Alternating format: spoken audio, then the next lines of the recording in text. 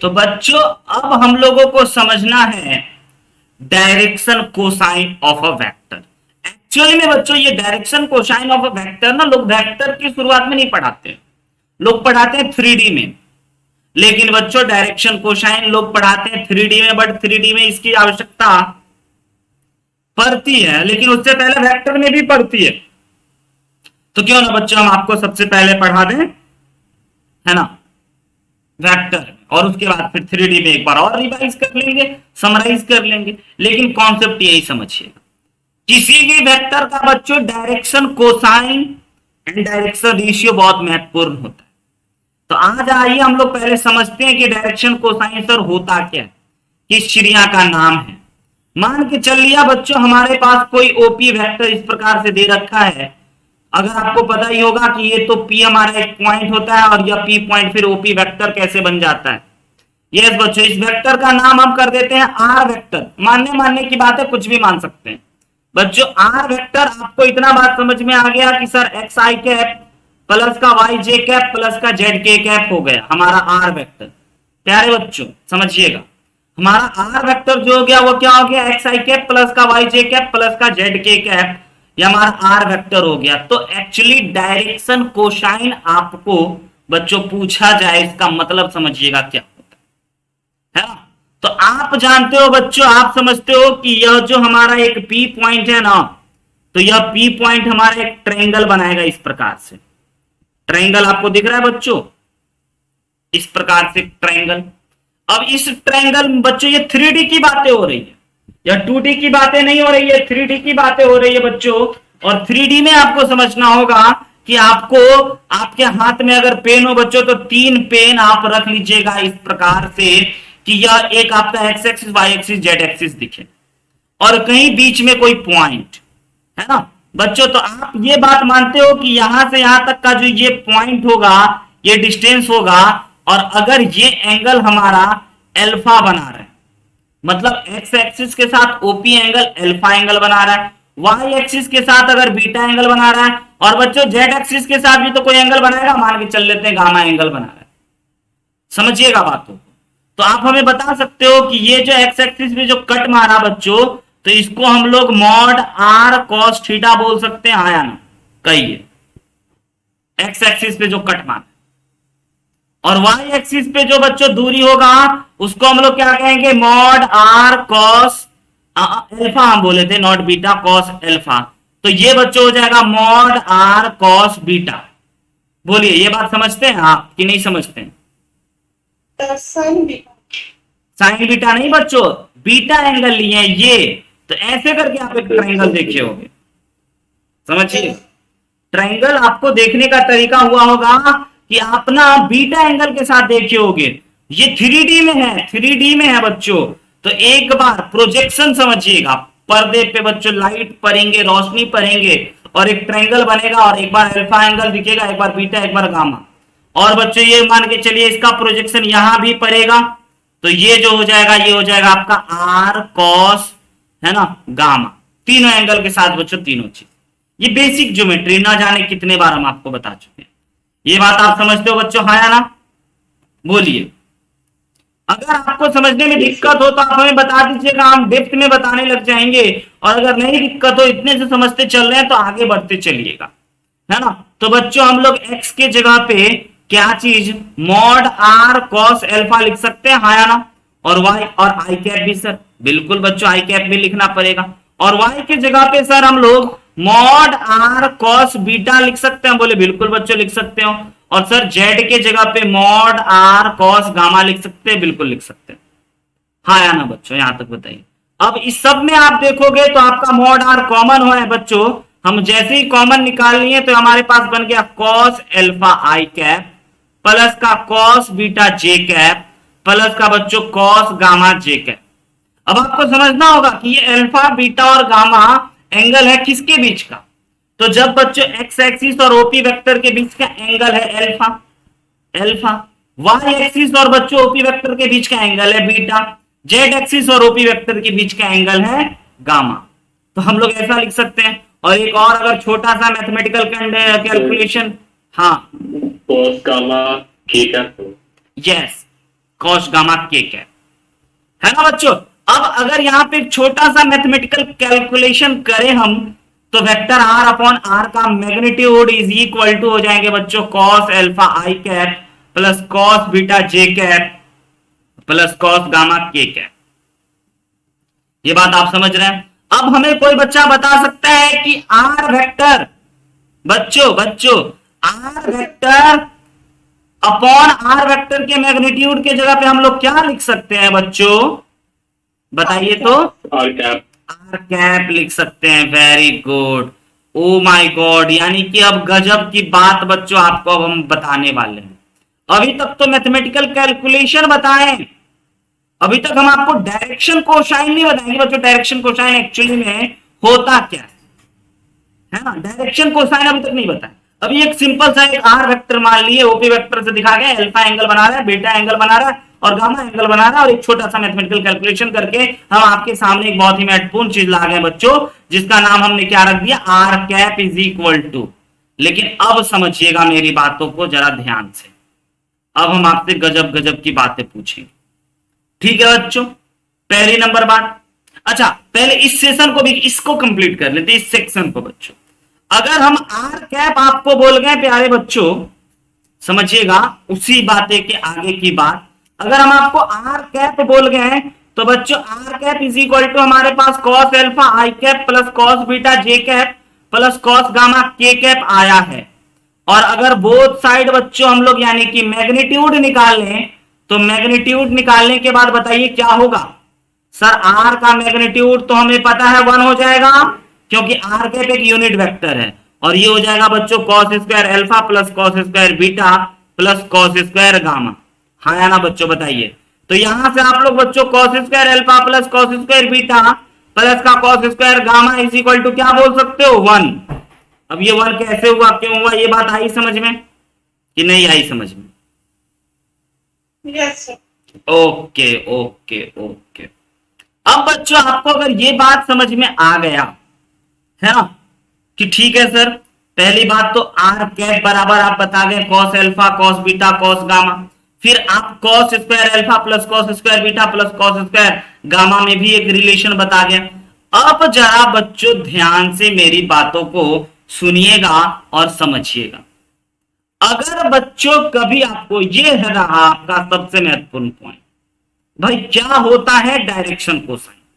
अगर आपको कोई आर वेक्टर दे दे बच्चों x i cap plus Y j cap plus z k cap, तो बच्चों r cap is equal to, अगर आप कभी लिख दिए इसको, है ना, एल आई कैप।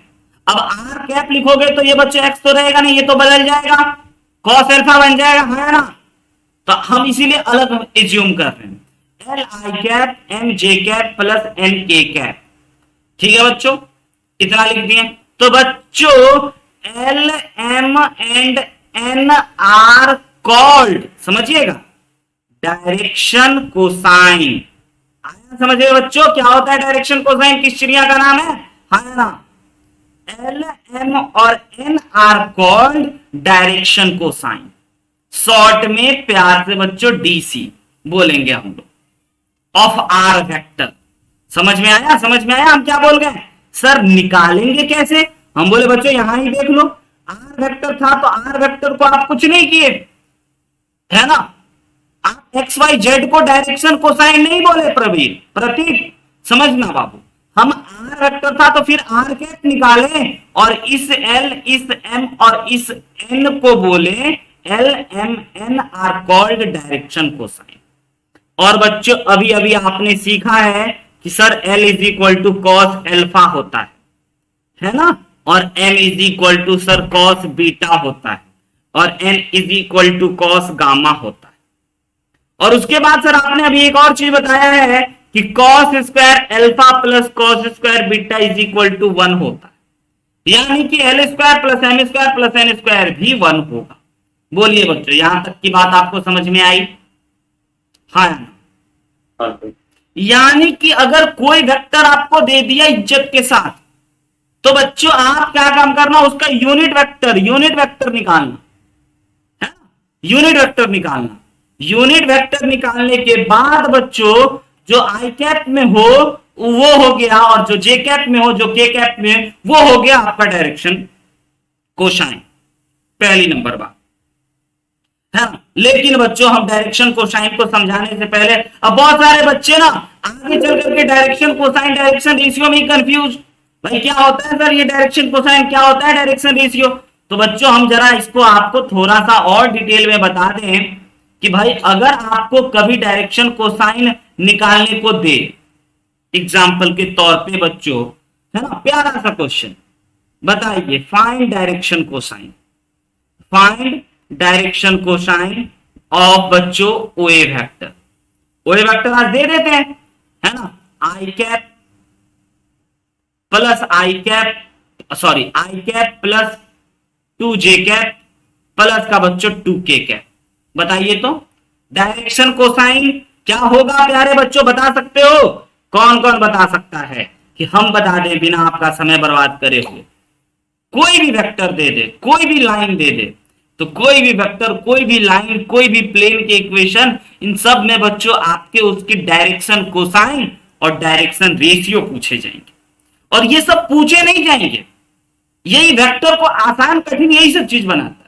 अगर आप किसी भी वेक्टर को देखे, किसी भी लाइन के इक्वेशन को देखे और समझ गए कि अच्छा इसका डीसी ये है, इसका डीआर ये है, तब आपका क्लिक करता है, तब आपके लिए आसान होता है। और आप देखें और बस आई cap J cap K cap ही देख के कहें वेक्टर का सवाल है, तो बच्चों कोई फायदा नहीं, तब आपको कठिन सवाल हिलेगा ही नहीं, पता नहीं चलेगा क्या। तो इसीलिए ये सब बेसिक है। बताइए डायरेक्शन कोसाइन बच्चों 3 होता है ना, एल एम और एन, तो एल और एम बराबर बता सकते हैं क्या होगा प्यारे बच्चों की नहीं बता सकते हैं? बताइए हमें,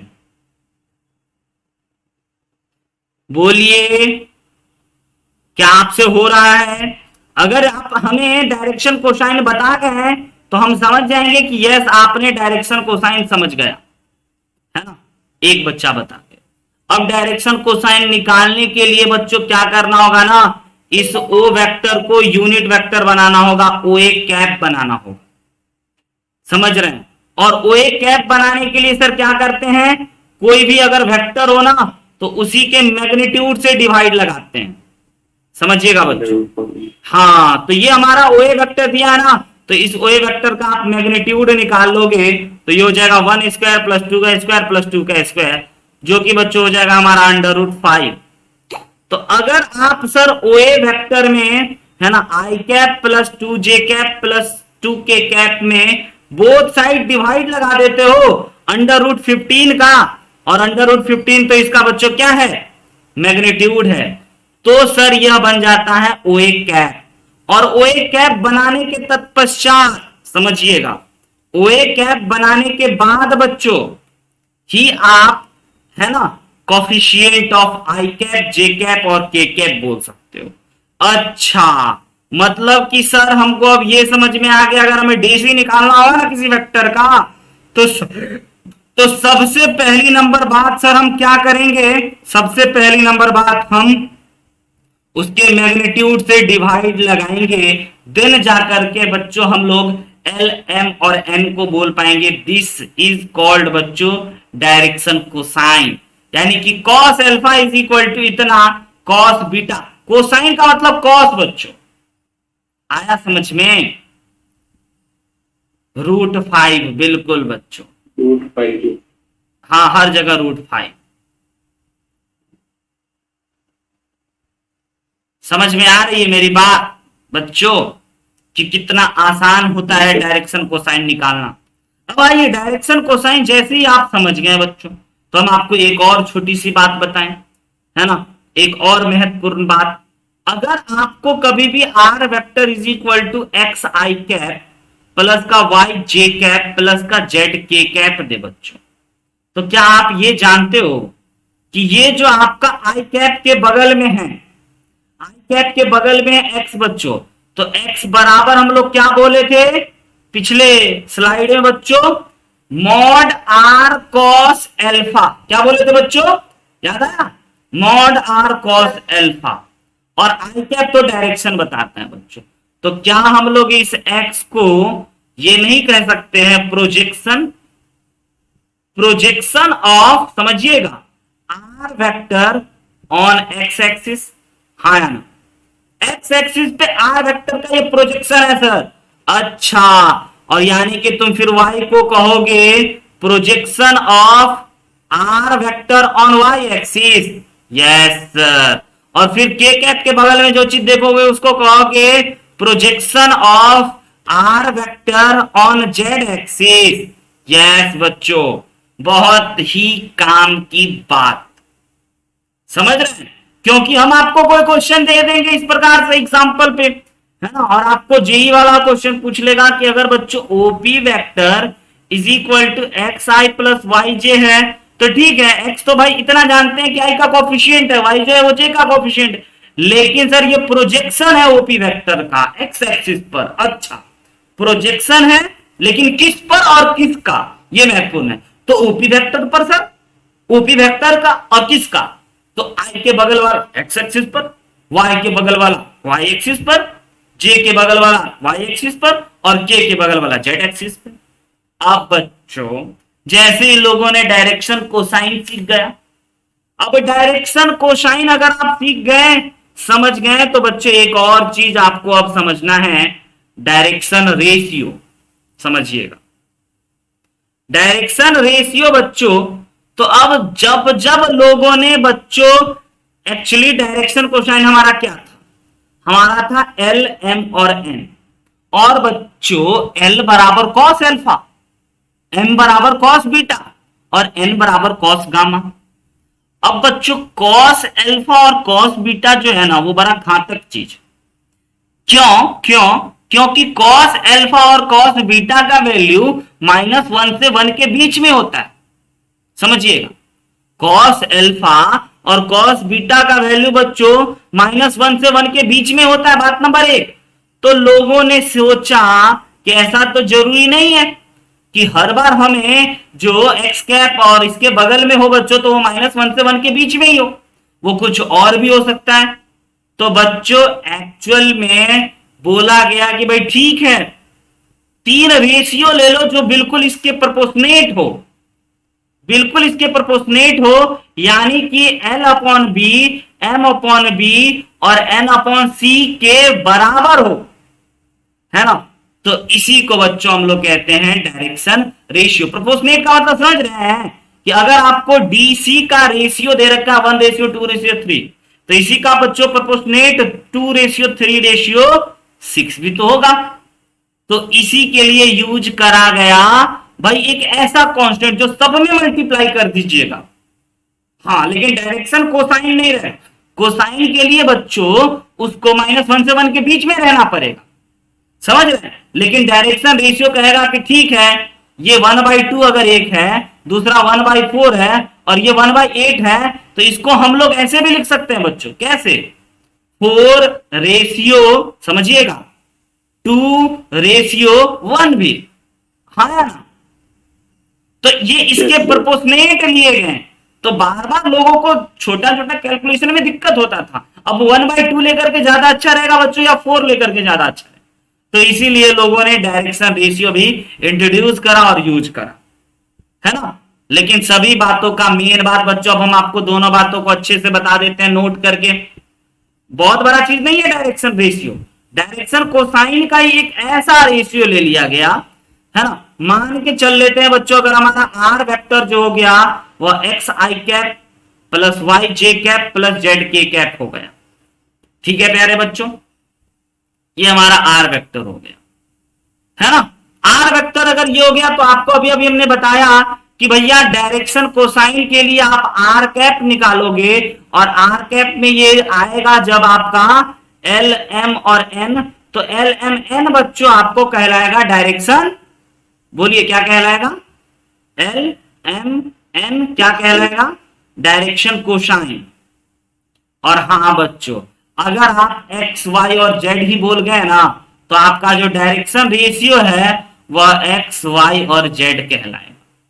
यानी कि अच्छा सर, आप बोल रहे हो कि अगर हमें कोई भी वेक्टर दे गया इस प्रकार से ओपी वेक्टर जो हमारा 2i cap plus 5j cap plus 7k cap है, तो इसका मतलब इसका डायरेक्शन कोसाइन तो हम लोग निकाल ही लेंगे, और डायरेक्शन रेशियो अगर आप पूछोगे तो सर हम लोगों को 2, 5, 7 बोल दोगे तो काम खत्म। हाँ बच्चों, ये हो गया डायरेक्शन रेशियो। और डायरेक्शन कोसाइन क्या होगा, इसमें under root 2 square plus 5 square plus 7 square का डिवाइड करने से, समझ रहे हो ना, समझ रहे हो ना, उसके मैग्नीट्यूड से डिवाइड करने से वो बन जाएगा डायरेक्शन कोसाइन। तो आपको अगर आज के बाद बच्चों कोई भी वेक्टर दे तो उस वेक्टर को देख करके आप डायरेक्शन कोसाइन और डायरेक्शन रेशियो जरूर हमें बता देना। कहो हाँ या ना, बता दोगे, बोलिए। ठीक है बच्चों, अब बता दोगे तो हम चाहते हैं एक प्यारा सा काम का क्वेश्चन हो जाए। एक वेक्टर हम दे देते हैं आपको, A vector is equal to I cap J cap K cap, जल्दी जल्दी भर लीजिए। बात नंबर 1, भैया मॉड बता दो, तो sir mod is equal to लिख लो, रत्ती भर भी समय नहीं लगेगा, लिख लेना बच्चों, काम का होगा। हाँ वेरी गुड, ये सब चीज काम आने वाले यूनिट क्यूब में, तो सर मैग्नीट्यूड तो बड़े आराम से लिख गए। अच्छा बच्चों, अगर हम आपसे डीसी पूछे तो आप क्या बोलोगे, कहो सर लिखो 1/√3 कॉमा 1/√3 कॉमा 1/√3, समझे ऐसा क्यों?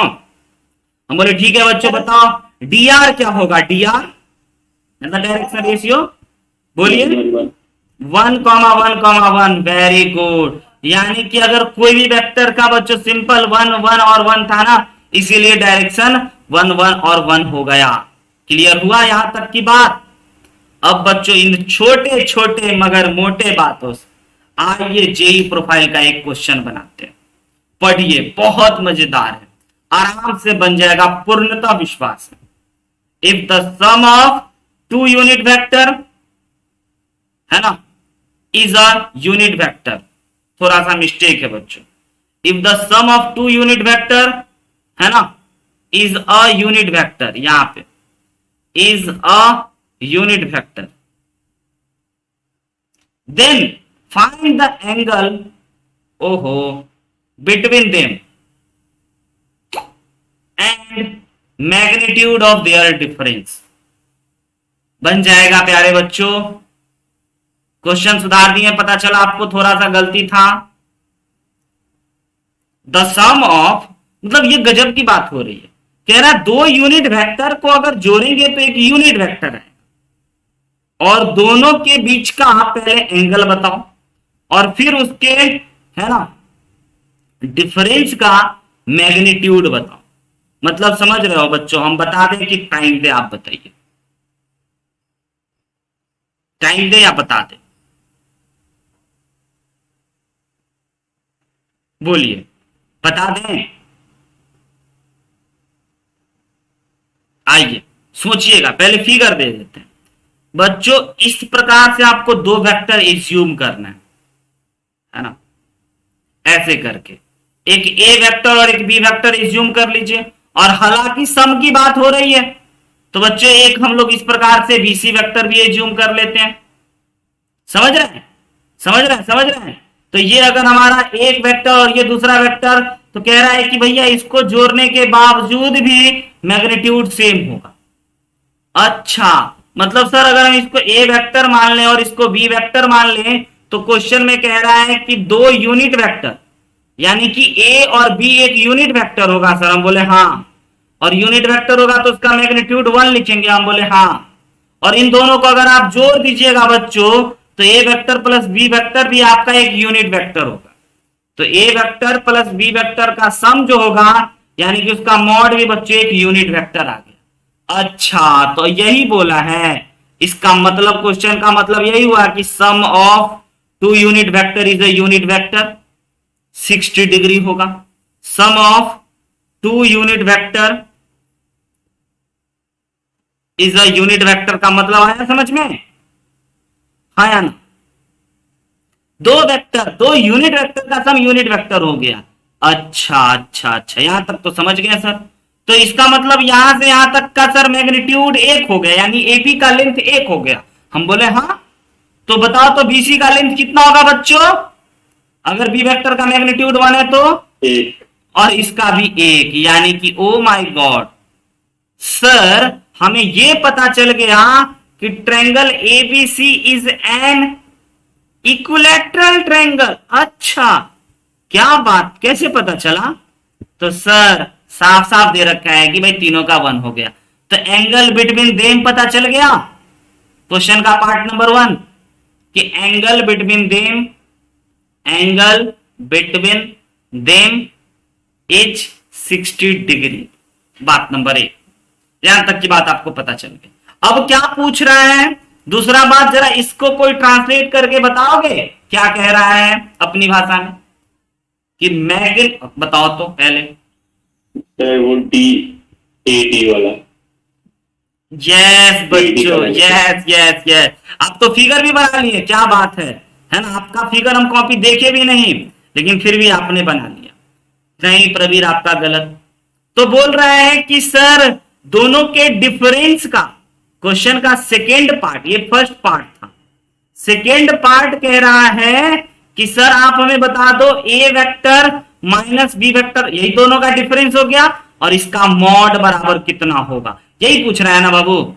तो इसको जैसे ही पूछ रहा है तो हम आपको कहेंगे कि बच्चों आइए फिगर जरा समझिए, इसको थोड़ा सा बढ़ाना होगा, और बच्चों बी तक ही बढ़ाते हैं ताकि आप इसको माइनस बी वेक्टर बोल पाओ, और इसको इससे मिला दोगे बच्चों तो यही वेक्टर ना आपका कहलाएगा ए वेक्टर माइनस बी वेक्टर। तो पहले ए वेक्टर माइनस बी वेक्टर जान लेते हैं ना, फिर बच्चों इसका हम लोग मैग्नीट्यूड बता देंगे, क्या कहते हो, है ना। तो ये बच्चों, तो हम आपको अभी ट्रायंगल लॉ भी बताएं, ट्रायंगल लॉ से ये क्वेश्चन बहुत बढ़िया से आपसे बनेगा। अब जरा ध्यान से देखिए, समझिए कि आपको a b minus a vector minus b vector का मॉड बताना है क्या होगा। ठीक है सर, ये रहा a vector minus b vector, ये वाला ए डी वेक्टर, जो कि जयंत फिगर बना के भी बोल गया, इसका मॉड हमें चाहिए। तो बता सकते हो कोई बच्चा, बेसिक ज्योमेट्री है, सोचो, बहुत आराम से सोच सकते हो, बता सकते हो कोई, हाँ या ना। क्योंकि हम एक बार रेड पेन लेंगे बच्चों और आपको सब समझा देंगे। बताइए, चलो यही निकालना है हमें, यही सोच रहे हैं, टाइम दे दें या बता दें प्यारे बच्चों।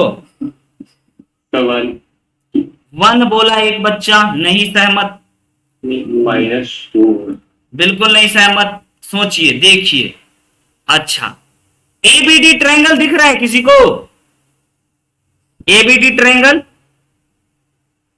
किसी को बोले, जयंत को दिखा था, ठीक है जयंत। एबीडी ट्रायंगल को क्या हम बोल सकते हैं, ABD triangle is an isosceles triangle, हाँ या ना बाब, बोल सकते हैं। हाँ सर। अच्छा, अगर यह आइसोसेलेस ट्रायंगल है तो ये वाला एंगल और ये वाला एंगल बराबर होगा ना बाबू, रेड वाला।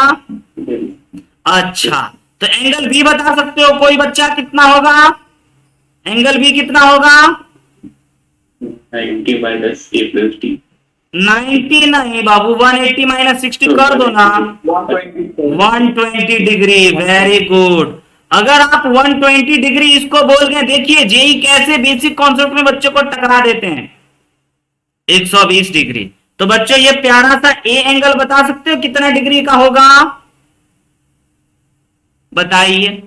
30 डिग्री, 30 का बंटवारा करवा लेगा ना दोनों, और एंगल डी कितना होगा बच्चों, 30 degree.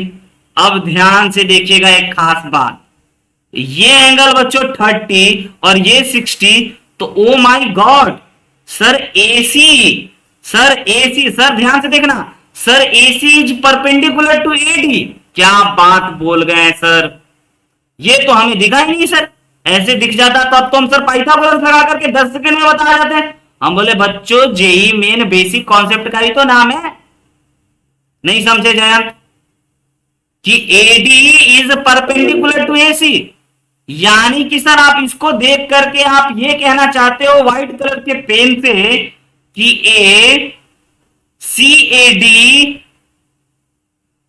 Is a right angle triangle. हम बोले हाँ, वेरी गुड, हम यही बोलना चाह रहे थे। अब राइट एंगल ट्रायंगल है सर, और यहां से यहां एक है, और यहां से यहां एक और एक 2 हो गया बच्चों, यहां से यहां तक पूरा सी से डी तक 2 हो गया। तो बच्चों एडी ही तो बच्चों आपका, एडी वेक्टर ही तो आपको क्या है, magnitude of a minus b है। तो AD vector is equal to हम लोग अंडर रूट 2 का स्क्वायर माइनस 1 का स्क्वायर यानी कि √3 नहीं लिख सकते हैं बच्चों? कहिए तो कितना आसान क्वेश्चन हम आपको दे गए, हाँ या ना? जेई का पूछा हुआ प्यारा सा प्रश्न, समझे कि नहीं समझे? बोलिए। बहुत अप्रोच है, और भी अप्रोच होगा जो आपसे बच्चों जो आप बनाओगे, लेकिन ये था basic concept, basic knowledge, vector के basic knowledge, triangle of addition का बेस्ट एप्लीकेशन, और ये रहा बच्चों आपके जेई प्रोफाइल का। याद रखिएगा, इन सभी क्वेश्चनों की जरूरत ऐसे ही पूछ लेगा प्यारा सा, है ना? और बच्चों आप लोग चकरा जाओगे, घूम जाओगे, गोल गोल घूमने लग जाओगे, समझ रहे हैं? कोई दिक्कत तो नहीं ना? बताइए सर। ए वेक्टर का मैग्नीट्यूड 1, बी वेक्टर का मैग्नीट्यूड 1। हाँ, लेकिन सर ए प्लस बी का मैग्नीट्यूड भी 1, सर तो मैथ का विरोध हो गया ना सर। यस यस यस, क्योंकि यह एक इक्विलैटरल ट्रायंगल था, है ना? तो आप ये समझ रहे हैं कि ए वेक्टर का दोनों का मैग्नीट्यूड, अच्छा तुम विरोध ऐसे कर गए, इसका मतलब तुम आज ये बोल रहे हो बाबू हमें कि modulus of a plus b is equal to mod of a plus mod of b. Sir तो ऑलवेज नहीं, कभी कभी, आज विरोध नहीं हुआ बाबू। अगर ये इसके बराबर होता ना तब विरोध हो जाता हमेशा, लेकिन आज के दिन बराबर हुआ है। ये देखो देखो देखो, समझो समझो बाबू, ये ए वेक्टर कोई अलग वेक्टर है, समझिएगा। ए वेक्टर कोई अलग वेक्टर, बी वेक्टर कोई अलग वेक्टर, और ए प्लस बी कोई अलग वेक्टर। तीन वेक्टर है, तीन वेक्टर, समझ रहे हैं जैन प्रतीक? ये तीन अलग अलग वेक्टर, इन तीनों का मैग्नीट्यूड बोला कि भैया 1 है क्वेश्चन वाले ने, है ना? तुम ऐसा सोच रहे हो कि सर मॉड ए, है ना, मॉड ए प्लस मॉड बी, है ना, बराबर ए प्लस बी होता है? नहीं बच्चों, सिर्फ इसी केस में हुआ। यही ना तुम सोच रहे हो कि सर ये 1 और ये 1, तो ये सर 2 होना चाहिए था ना? यही सोच रहे हो ना बाबू तुम? नहीं, यस। तो यह बराबर नहीं होता है, सिर्फ आज हुआ है ना? ऐसा कभी मत बोलिए, क्योंकि ये एक अलग वेक्टर, ये एक अलग वेक्टर, और ये एक अलग वेक्टर, तीन अलग अलग वेक्टर का मैग्नीट्यूड। ठीक है बच्चों, तो ये प्यारे से क्वेश्चन आपको समझ में आए, है ना? तो चलिए जरा हम लोग एक और बेसिक से प्यारे से कॉन्सेप्ट को समझते हैं, कोलिनियरिटी ऑफ अ वेक्टर। तो अभी सर बता चुके हैं, हम बोले हाँ वो तो बेसिक था, पहला बॉल था, वो तो ट्रायल बॉल ही होगा। अब समझिएगा बच्चों काम की बात, है ना? A vector and B vector, be two collinear vector अगर है बच्चों, ए वेक्टर ऐसे करके, ए वेक्टर और बी वेक्टर कोई अगर आपका कोलिनियर वेक्टर है ना, कोलिनियर वेक्टर, देन आगे की बात समझिएगा। ठीक है बच्चों, तो हम लोग अभी तक सीख चुके हैं, पिछले क्लास में हम आपको बताए थे बच्चों कि ये पैरेलल होता था, तो हम लोग लिख सकते हैं A vector is equal to lambda B vector, या सर लिख सकते हैं। और बी वेक्टर इज बच्चों हम लोग क्या लिख सकते हैं, म्यू प्लस ए वेक्टर भी लिख सकते हैं। अगर ए वेक्टर लेमडा बी वेक्टर के बराबर होगा बच्चों, तो बी वेक्टर भी लेमडा म्यू ए वेक्टर के बराबर होगा, हाँ या ना? कहिए इतनी बात। ये बात हम आपको पहले बता चुके, और आज जरा समझिएगा, आज हम आपको क्या बताना चाहते हैं बच्चों। अगर दो वेक्टर इस प्रकार से कोलिनियर वेक्टर हो, तो हम लोग x A vector plus Y B vector equal to 0 के रूप में लिख सकते हैं। कहोगे सर ये नहीं समझे, ये क्या कर गए आप सर? समझे कि नहीं समझे? अगर बच्चों, है ना, अच्छा सर एक्स वाई क्या है, तो भैया एक्स वाई कांस्टेंट है। अच्छा सर हम ये नहीं समझे सर कि अगर दो वेक्टर कोलिनियर वेक्टर हो तो we can write x A vector plus Y B vector equal to 0। हम बोले हाँ, नहीं समझे, समझाएं क्या? तो देखो प्यारे बच्चों, थोड़ा सा एक मैथमेटिकल कैलकुलेशन, अपन लिख सकते हैं x A vector is equal to minus y B vector, और यहां से हम a vector is equal to बच्चों minus y upon x b vector लिख सकते हैं। जरा 12 के लिए अलग स्टाइल में बच्चों पढ़ाते हैं और जेई के लिए अलग।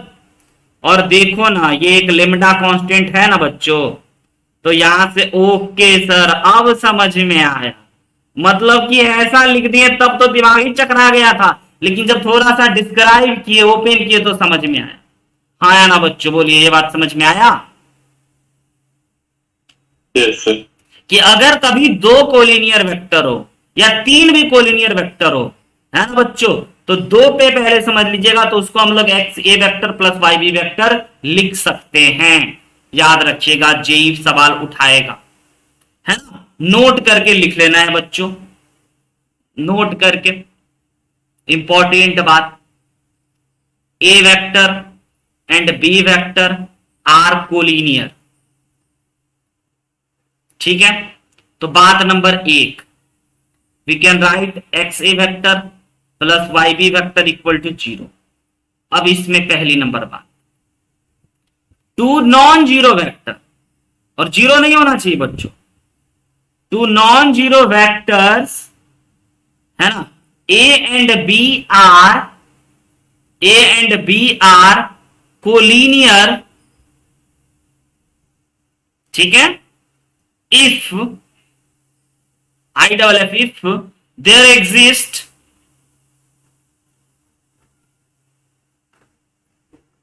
scalars x and y, है ना, x and y such that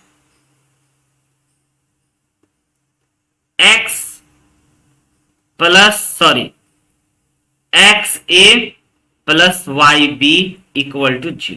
बहुत महत्वपूर्ण बात बच्चों, कि अगर ए और बी नॉन जीरो वेक्टर है और कोलिनियर वेक्टर है, तो यह तभी एग्जिस्ट करेगा जब बच्चों एक्स और वाई आपका क्या होगा,